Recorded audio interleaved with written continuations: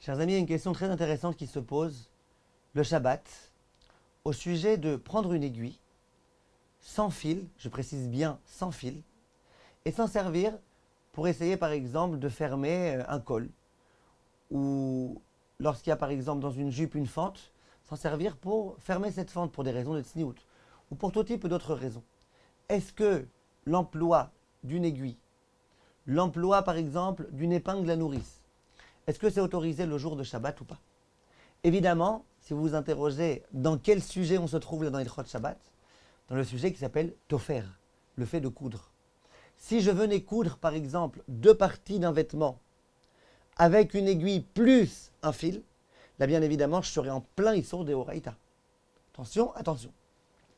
Mais là dans mon cas, j'ai bien précisé que je compte me servir d'une aiguille sans fil.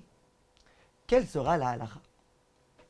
Vient le Korban Netanel, rapporté par le Chafetz Chaim, au Siman Shin Mem, et il dit Ve'alken, otam ha'anashim, donc ces gens-là, shtochavi makraï dimabeged bemachat, qui enfoncent une aiguille dans un vêtement, bishte trifot, lav shapir avdi, en faisant 2 points, bien évidemment pas 2 points de couture, mais 2 points.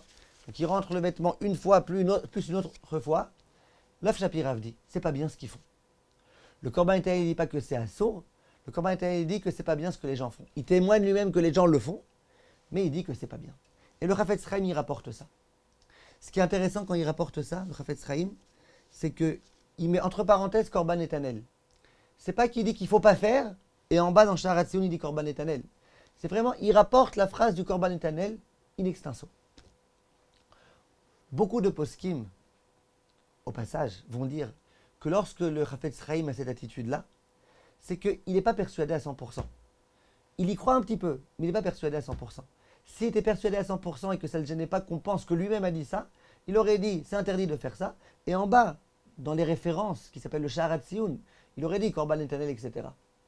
Là, on a l'impression qu'il n'est pas tout à fait d'accord. Et au passage, dans un autre siman, quand il parle de Mouktsé, dans Siman Shinchet, et bien là-bas, il dit que de se servir d'une aiguille pour l'enfoncer dans un vêtement, en cas de nécessité, c'est autorisé.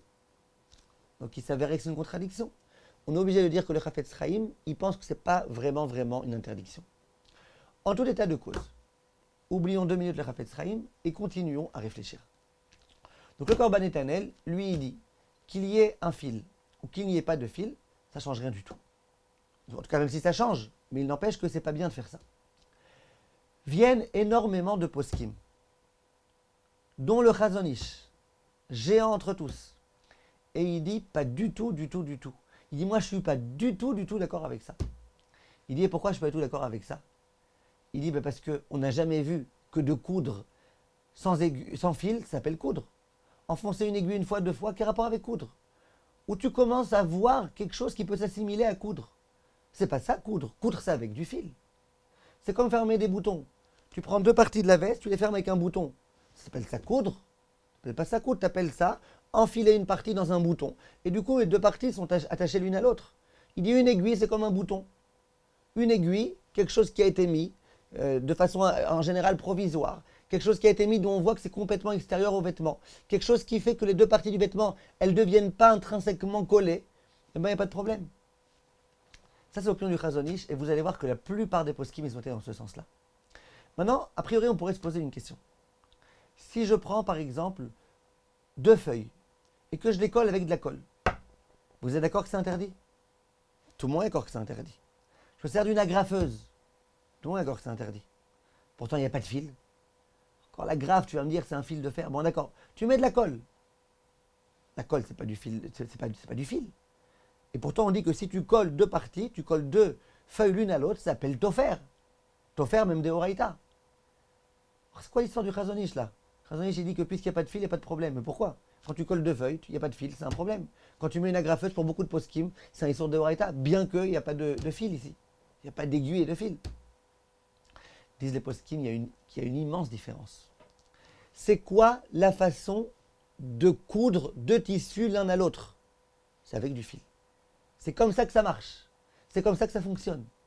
Donc si toi tu fais sans fil, eh ben tu n'entres pas du tout dans le cadre de coudre.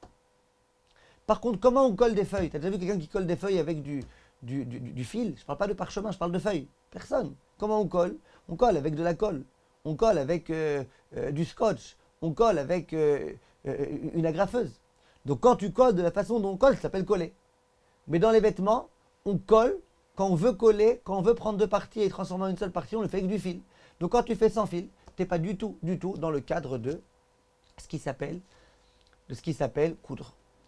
Donc, en tous les cas, si on fait déjà un petit résumé, on a une première opinion, c'est l'opinion du Korban Netanel, qui dit que si tu fais 2 points, c'est assourd. Donc déjà, des propos du Korban Netanel, tu vois que si tu fais qu'un point, c'est bon. C'est que si tu prends une épingle à nourrice, que tu mets deux parties l'une à l'autre, et que tu fais qu'un point, pas tu rentres l'aiguille une fois, puis 2 fois, tu la rentres qu'une fois, ça sera permis. Maintenant, on a l'autre part, le Chazon Ish, qui dit, moi je pense qu'il n'y a aucun problème, tu n'es pas du tout ici entré dans la sougiya de coudre, de tofer, donc tu peux faire autant de points que tu veux, ça ne me dérange pas. Comme ça dit le Chazon Ish. Et comme ça, je répète, la plupart des poskim vont aller, la plupart des poskim, aussi bien Sfarad que Ashkenaz, vont aller dans le sens du Chazon Ish. Le Ben Ishraï, lui, il est un petit peu entre les deux. Il dit comme ça.